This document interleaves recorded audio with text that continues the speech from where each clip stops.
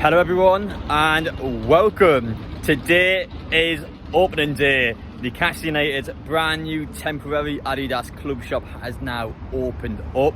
This has been brought in because the old club shop is now starting to be done out by Adidas, so they want to put their own twist on things. They want to make the club shop look like their motto. And over the next few weeks, we've got this temporary club shop, so we're going to go inside today. We're going to see what's actually in there. We're going to see what stuff are on the sale, what items have they got, how many people are in there. We're just going to see everything in this reveal. I'm looking forward to this actually. I don't know why I'm looking so forward to it now. The one thing that's got me buzzing straight away, I've actually walked past the club shop before and you can just see the Castore logo has already been ripped away. It's already been tucked away. It's that feeling now where Castore for me was like the final part of Mike Ashley. Now, I don't think they're the worst brand ever, but they still weren't great, especially when you compare them to Adidas. It is chalk and cheese the difference. I mean, you've got absolutely no chance against Adidas, and that for me just feels like the final bit of Mike Ashley is gone, and this will be one of the last times I'll be wearing this hoodie. The entire wardrobe backcourt will be getting all took out and be replaced with all the Adidas stuff, so that's a bit of a nightmare. But anyway, no, I'm looking forward to getting inside there. If you guys enjoy the content, make sure you get down here, hit that subscribe button. We've got plenty of Newcastle United transfer news to also talk about in this video. Bruno Guimaraes just took a step in a great direction for us yesterday, which I wanted to address in this video. And as you can see, I'm out and about. I'm actually out and about now. Thankfully, not on any of those ambulances. I'm now out and about in terms of actually starting to make videos again. So I'm recovering from a concussion and it's looking a lot better. And I just want to obviously mention now that this is the first video I've done outside since my accident, so we're all getting back to normality.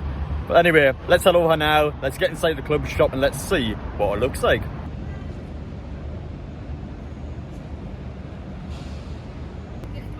Yeah, Tom, you want me to come in and we officially declaring this shop open for business? All right, guys?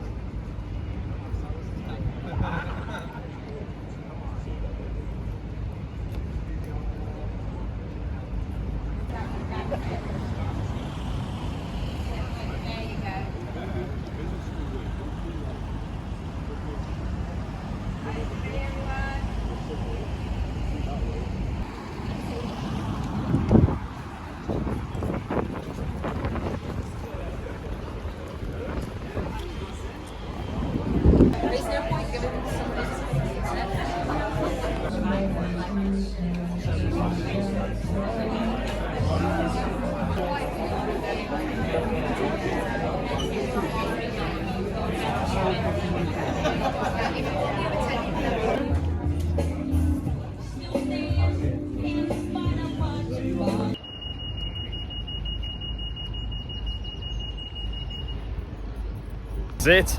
That was Newcastle United's brand new temporary club shop opening day. Let's get through the pros and cons and tell you about my personal experience there today. Now, to start off on the positive side of things, you've seen it. Downhill, Silverstone, you've got loads of staff members from the club that are in there. Of course, you are getting content done for Newcastle United, but I feel like I wanted to say this, but obviously when the cameras aren't rolling, these people clearly care about what they're doing. They're clearly invested in the club shop. They're looking around. They're quite proud of the work, and you just, I think especially for Newcastle fans, when you're used to so much shite on the Mike Ashley, these staff members generally care. They generally want to give 100% of the club. They want to get all this revenue coming in. Yes, obviously they're doing it for the best business interests of Newcastle, but that's going to help us out because Newcastle in the transfer market can buy more players because of stuff like this, where they're just tweaking everything. And then that little minuscule money up first, where it'll be something like this, for them add up, and it'll all continue to add up, and then our revenue will be up there with the highest in the Premier League. So these people are doing that job. I want to say, it's not a case that they're on camera, they're cutting the ribbon, setting the cameras up, they're sorting their hair out, trying to make themselves look as good as possible. It's not that at all. These people generally care about what they're doing, and when you're in there, and when you have a bit of an outsider point of view looking on it, I felt like it was something important to mention now. As for the negatives, there is no Adidas stuff at all in there at the minute. There's no Adidas products, no retro kits, there's no Adidas merch without Newcastle on it. Obviously new kits next week. It's just a case that there's nothing in there at the minute, so for you guys, I can't see why you'd want to go in until the new kit comes out next week, which is of course the point of the pop-up shop. But until stock actually goes in, until the Adidas licensed products go into the shop, I don't think there's a reason to go. And I thought there was barely anything in there. I mean, you're talking what, like basic hoodies, basic tops, stuff that, I mean, I might as well be a walking club shop, the amount of stuff I have in Newcastle, and I wouldn't wear any of that. So I'm not sure who that's meant to be targeted for, but truthfully, if you're in the area, then sure, go and have a look and just see what you think of it. But my personal opinion, I wouldn't go out my way to go in there. So I'll be back here next week when the new kit comes out, and that's when I think you should be going in there. That's where I believe people will then go out of their way to go inside the club shop. But for now, it's just no real reason to go in. I wouldn't say there's any real reason to get in there. So it's a bit of a shame, but it will get better. Stuff like change rooms, no change rooms in there. So you want to buy products, for example, you can't do that. It's just small. Imagine when the kit launch is on there as well, how big that's going to be. It's going to be mental. The club shop itself was mental last season, and that's basically 1/3 of the size. So it's going to be hectic. I don't know how much stock they'll actually have in, because it's quite a small room, so chances are they're going to be going back and forth to staffing between the club shop and the pop-up store to get all the new clothes in there. But ultimately, the kit launch is going to be mental. So if I were you, I recommend you not go on kit launch. But of course, what am I going to do? I'm going to go there and kit launch, of course I am. So yeah, I can't exactly recommend you guys to do something when I'm going to do the complete opposite. But yeah, personally for me, if I was just going there to buy a kit, I wouldn't go on opening day. But for me, obviously, we're going there for the content. I want to see how many people are there as well, and we're just going to go there and get it first thing next Friday. But that's about it really. So what do you guys think about the club shop? What would you have in? Actually, here's a question for you. If you had a chance to basically put anything you want inside the pop-up store, what items would you want in there? Do you want retro kits? Do you want Adidas to bring back the old kits from the 90s and more of a modernised point of view? What sort of things would you actually want in there? Let me know, because I've been quite intrigued to see what you guys would buy inside that new club shop. But let's head upstairs now and let's tell you a bit about the transfer news. As for the transfer news, let's talk about Bruno, because he's the one, especially after Newcastle missed out on European football, I believe he's the one which makes fans nervy, twitchy. You can understand why, because he's our key target and he has such high demand, where you probably, if you were going to put money on it, you probably could potentially see him leaving. But I will say now, things look great, things look positive, and yet again yesterday more information has came out which puts Bruno Guimaraes in a more likely situation where he will stay at Newcastle. We've already got big indications of that potentially happening. Of course, he's bought his second house towards the back end of last season. His dad a couple of days ago on social media has actually reposted an Instagram post that was basically saying Bruno was here next season, so a bit of support from his dad there. And over the past 18 hours or so, it's got even better. So the first thing I want to mention is actually a news report that came out. Now, this for me is key. Straight away, it's been said that Newcastle United would not sell Bruno at all unless his transfer clause was activated. Now, straight away, you can remove any Premier League team. Man City aren't going to get him, Arsenal aren't going to get him, Man United, Chelsea, whoever it may be.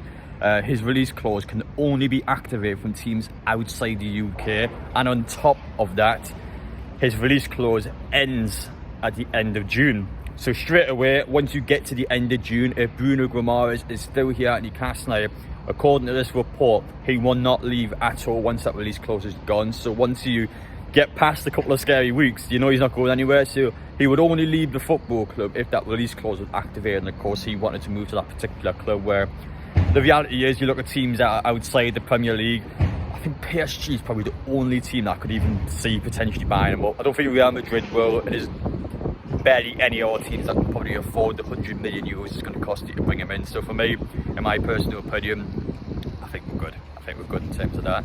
But that wasn't the only bit of information that came out yesterday. So I wanted to talk about his second story as well, which I thought was, I mean, just fantastic in all honesty. So I wanted to talk about the fact that Bruno himself has actually posted on social media, where if you go on now, you can have a look at his Twitter post, where it's basically his highlights from last season, bring on 2024-25. Now, the only thing that nerves me a little bit is that I wish he put like some indication of black and white, maybe just a little key little section in there. But personally for me, I feel like at the time when this came out, I feel like obviously the fact that it's all done and dusted now. It's been a few days since everything's happened in the FA Cup final. It's been a few days since it's settled, and I feel like this, the timing of this post just I just can't be having a second I've seen it. I was like, oh, thank God. And I've watched the video back, and it was quite a nice feeling. So I don't know if you guys have took a different impression away from that, but for me, I felt calm after watching it. And I feel like a lot of Newcastle fans, but if you were to go down in the comments section,